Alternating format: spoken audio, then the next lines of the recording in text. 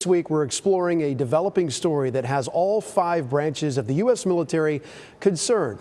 Most branches are now falling short of their recruiting targets. In fact, just this week, the Air Force and the Space Force both raised their maximum enlistment age to 42 because they're having trouble signing new recruits. All this, as you've seen, the world's conflicts are heating up on multiple fronts.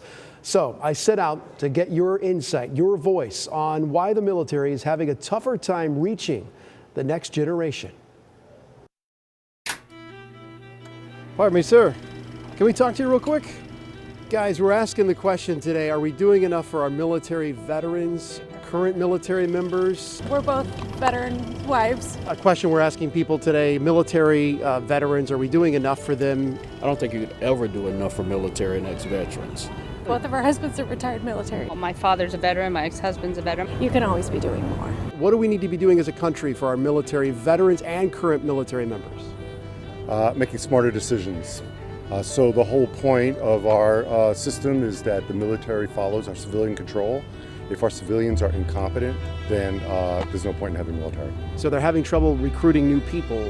What do you think that we could be doing as a country to get more people involved in? Jobs for spouses need to be more available as they travel around the world, and I mean that's definitely improving with a lot more remote work. I think it was more normal back then to go into the military than it is now. Serving is a selfless act, and do we have a selfless generation right now? Probably not. Well, I think just patriotism on a whole is kind of down in the country. I don't think the next generation necessarily values the same things the previous generations did. Why do you think the military, by and large, is having trouble reaching a new generation? I just think no one wants to do it anymore. I mean, it's different times.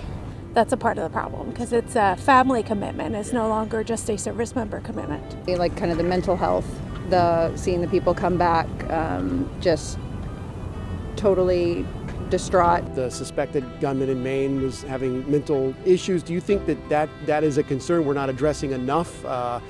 Mental concerns when it comes to veterans that may need help? Oh, certainly, in terms of veterans, yes. Service, particularly when you see conflict, that takes a toll. For about a year, I was feeding and taking care of a homeless veteran that lived here in the park. You got everything going on in the Middle East right now, Ukraine, things are, like heating up on the world stage. Do you think that's going to be an issue if we can't get enough people? I mean, yeah, but we're America, we always find a way. Do you think it has something to do with the current political climate? When the attack on Pearl Harbor happened, everyone rallied up. When 9/11 happened, everybody rallied up. Our current political climate's a lot like two parents getting divorced and they just want to destroy each other and don't care what's happening to the kids or the country, or it's pretty sad. Do you think that's what it's going to take ultimately, is something like that? Yeah, I think that's what it's going to take.